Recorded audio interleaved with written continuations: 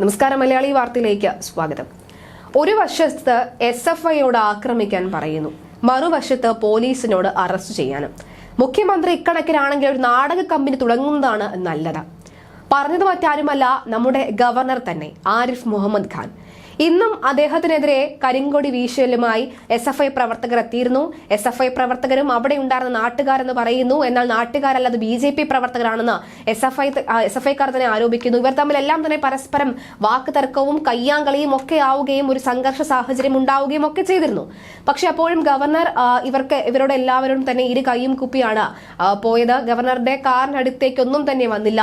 Governor ഇതിന് ഇപ്പോൾ പ്രതികരിക്കുമ്പോഴാണ് അദ്ദേഹം പറഞ്ഞത്, ഒരു വശത്ത് SFIക്കാരോട് ആക്രമിക്കാൻ പറയുകയും മറുവശത്ത് പോലീസിനോട് അവരെ അറസ്റ്റ് ചെയ്യാനും പറയുകയും ചെയ്യുന്നു. അങ്ങനെയെങ്കിൽ മുഖ്യമന്ത്രിക്ക് ഒരു നാടക കമ്പനി തുടങ്ങാൻ പാടില്ലേ എന്നായിരുന്നു ഗവർണറിന്റെ ചോദ്യം.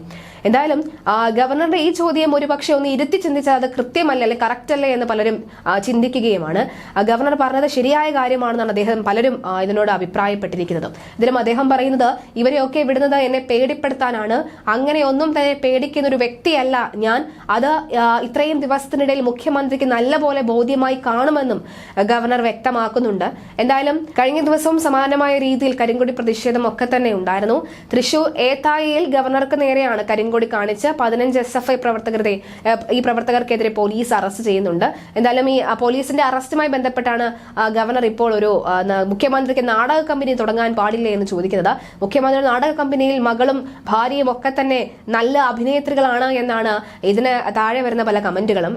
എന്തായാലും ഈ സരസ്വതി വിദ്യാനികേതൻ സെൻട്രൽ സ്കൂളിൽ വേലായുധൻ പണിക്കശ്ശേരിയുടെ നവതി ആഘോഷത്തിന് എത്തിയതായിരുന്നു ഗവർണർ.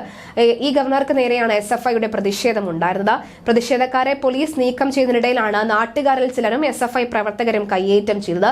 എന്നാൽ BJP പ്രവർത്തകരാണ് കയ്യേറ്റം ചെയ്തത് എന്നാണ് SFI തന്നെ ആരോപിക്കുന്നത്. ഇന്നലെയും ഗവർണർക്കെതിരെ തൃശൂരിൽ വിവിധയിടങ്ങളിൽ SFI പ്രവർത്തകർ കരിങ്കൊടി കാണിച്ചിരുന്നു. 57 പേരാണ് ഇന്നലെ പോലീസ് കസ്റ്റഡിയിലെടുത്തത്.